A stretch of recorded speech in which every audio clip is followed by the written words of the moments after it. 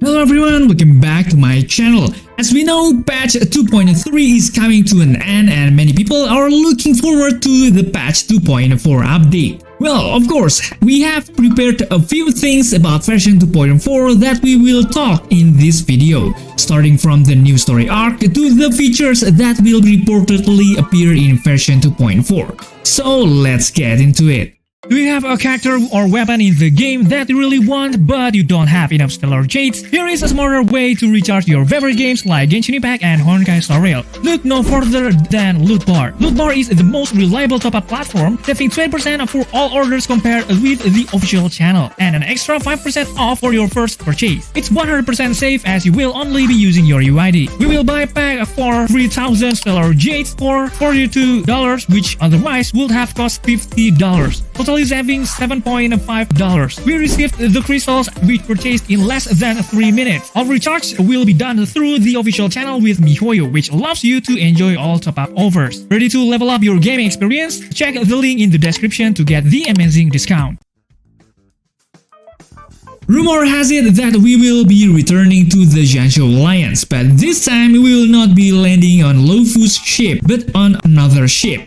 For your information, there are 6 ships in Xianzhou, including Xianzhou Luofu, Fanghu, Zhuling, Yaoqing, Yuchui, and lastly Zhuming. And the 6 ships are members of the Xianzhou Alliance. I will tell you a short story of Xianzhou Alliance. In the days of ancient mythology, the Xianzhou ships were tasked to sail the star seas in search of the medicine of immortality. The long journey eroded the faith of the Xianzhou people until they finally met Yaoxi, the Aeon Abundance. For years, they received blessings from Yaoxi. However, the fruits of their immortality brought sorrow and suffering to all of Xianzhou. This calamity continued until Lan, the Aeon Hunt, returned from the abyss. Using gravity as a bowstring and stars as arrows, Lan destroyed the Ambrosial Arbor in a single strike and finally put an end to the Abundance disaster. After Xianzhou returned to the right path, they formed an alliance under the guidance of Hunt and organized a powerful army known as Cloud Knight.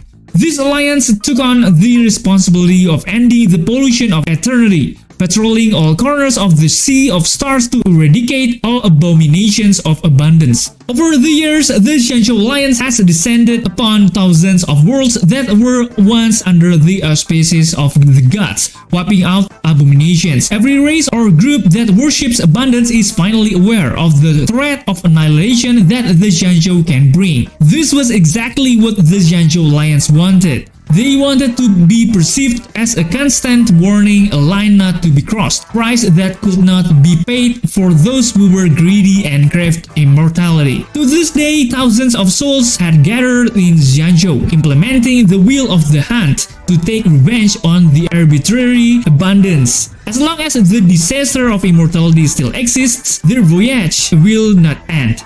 From the background story of Xianzhou, it was clear that the threat from abundance still existed. Many people speculated that the next destination is Xianzhou Zhuming. Now let's talk about the banners in patch 2.4. There was some info floating around that Jiaochu and Scrollum would be in this 2.4 banner because there's been a lot of chatter about these two playable characters. But from reliable sources, HoYo changed the order of the banners, so Jiaochu and Yunli were released first. I'm not sure why HoYo kept delaying the release of Scrollum, but since the new arc happened in Xianzhou, I can't complain. Xiaochu is one of the characters rumored to be released in version 2.4. We have heard that Xiaochu is a Voxian man with pink hair. Word on the street that Xiaochu is a 5-star character with a fire-type Nihility unit that's said to be the best support for Acheron. Xiaochu's kit gives a lot of debuffs to enemy, which makes Acheron shine more than other meta characters. Yunli is the granddaughter of General Huaiyan of Xianzhou Zhuming, one of the 6 ships under the Xianzhou Alliance. From what we learned from the previous Cosmedisi event, this Yunli seems to be around the same age as Yanqing, likes to collect swords, and has been practicing swords since childhood. There's a good chance that Yunli will be a character who helps us in the story. Yunli's kit is pretty interesting because it has self-healing from her skills. She can taunt enemies and parry her ultimate.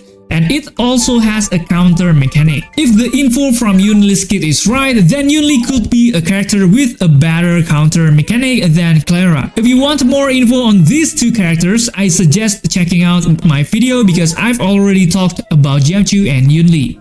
A few days ago, I talked about the characters that got the possibility of reruns in patch 2.4, namely Black Swan and Huo. In the video, I explained the kits owned by both of them and compared their skills in the current meta. But to refresh our memory, I'll briefly explain Black Swan and Huo's kit. Black Swan is a 5-star character with a wind-type Nihility unit. Black Swan's kit is an arcana named Damage Over Time effect that can stack and deal damage to adjacent targets. Black Swan can also reduce enemy defense through her skills and increase the damage received by the enemy through her ultimate. Black Swan is well suited to be paired with characters or those who rely on damage over time as their main source of damage, such as Kafka and Sampo. Meanwhile, Huo is a 5-star character with wind-type abundance units. Overall, Huo's kit is a combination of Path of Abundance and Harmony. This is because Huo's ultimate can recover 20 max energy for all allies and can increase their attack by 40% for 2 turns. Additionally, Huo has a good healing ability. She has skills that can recover HP from targets and her surrounding.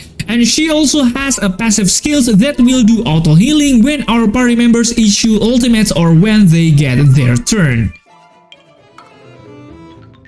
In version 2.4, we are introducing 3 new Lightcones. 2 of them are dedicated to the Yunli and Xiaoqiu. The last one is a new Lightcones with 4-star rarity that has a unique effect. It's called Poised to Bloom, and it can only be used by characters who have a Harmony path. These Lightcones give users an additional attack of 16% when entering battle, and there are 2 or more allies on the team who have the same path. The character gets an additional critical damage of 16%. When I first saw these Lightcones, I immediately thought of the Acheron team, which is now meta in Honkai Star Rail. It's clear that a team using Acheron as a hyper carry would have at least 2 Nihility units, and extra critical damage would be useful for those characters. But this doesn't rule out other teams with similar compositions in the future. What do you think?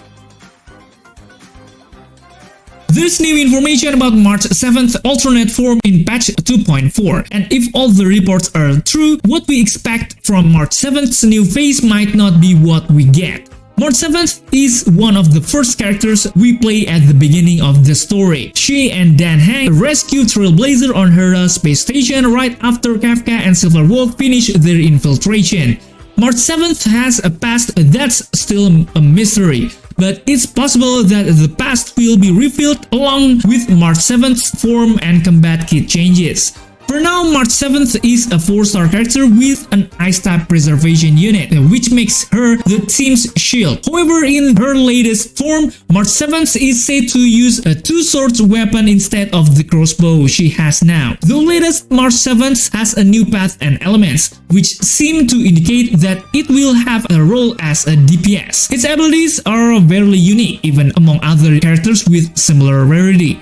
She can be formed according to the needs of the team, and she can also provide toughness reduction to the enemy by following the type of master she follows. Additionally, she can provide follow-up attacks every time the master performs basic attack and skill attacks. She can also provide buffs in the form of additional critical damage and break effect. Overall, I really like the latest kit from March 7th. March 7th is a new character in Honkai Star Rail in version 2.4, and she's a real standout. I'm really excited to see what she brings to the game. What do you think? There is a new patch, a new story, of course a new map. We landed back in Xianzhou, but we've heard that we will be stopping by Xianzhou Zumi, another ship under the Xianzhou Alliance. This makes us realize that there are still many places that we haven't explored yet. As the story of the Honkai Star Rail progresses, we will be able to finally enjoy these places. In this patch 2.4, we will be visiting the Shackling Prison. The Shackling Prison was the place where the 10 Lord Commission locked up people who violated the 10 sins without mercy law. The 10 sins in question are: the first sin, for the sake of immortality; the second sin, greed for immortality; the third sin, disturbing people's mind; the fourth sin, Mars trap; the fifth sin, slaughter of relatives; the sixth sin, illegal spying; the seventh sin, prison break; the eighth sin, subversive conspiracy; the ninth sin, inciting commotion; the 10th sin, destroying Xianzhou. People who committed any of the 10 sins will be punished severely. However, based on the information from the 10 Lords Commission Criminal Direction document that we can find in the Vixestral Garden, there are some prisoners who are difficult to exterminate or have a special status, so they are locked up in this Shackling Prison forever. Word on the street is that this Shackling Prison is located under the Xianzhou ship. It's a closed room with very cold temperatures. Some folks say that Shackling Prison is one of the Xianzhou ships that was made for prisoners. From here, we can already see that Shackling Prison will have a dark aura and maybe a little tension. From what we have heard, Shackling Prison have 5 floors, each with a different purposes.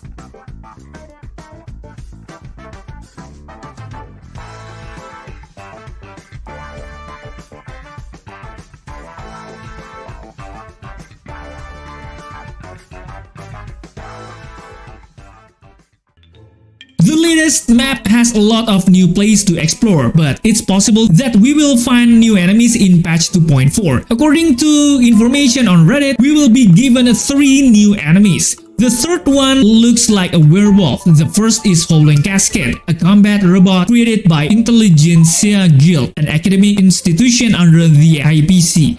The second is Saber-Claw Wolf Trooper, a Barisan species warrior from the Saber-Claw group who specializes in assassination. And the third is the Eclipse Wolf Trooper, a Barisan species soldier from the Eclipse group, who is famous for their gluttony in eating the flesh of their enemies. In this Moon Rage phase, the enemy's attack will cause them to bleed and also recover their HP. For the elite class, their attacks will give us a 100% chance of the lingering fear effect on our body. Characters affected by this lingering fear status will be affected by the terrified status and won't get a turn for 1 round. But according to reports, this effect can be removed by healing from our characters who have the effect of clearing debuffs. This Moon Rage phase will end when our body successfully performs a weakness break on this enemy.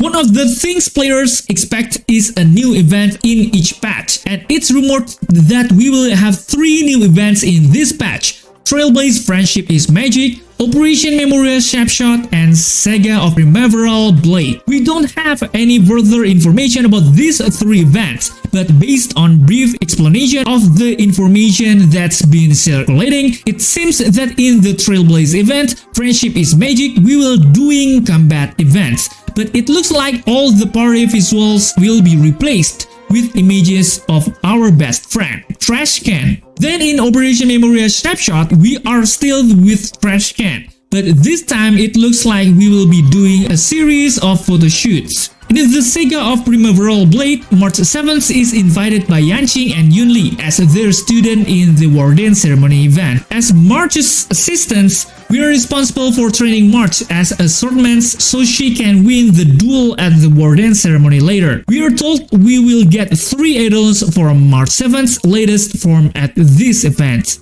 Okay guys, that's all the information I can give you about the upcoming version 2.4. What do you think? Please don't hesitate to leave your comments in the comment section below, and don't forget to check out my another video.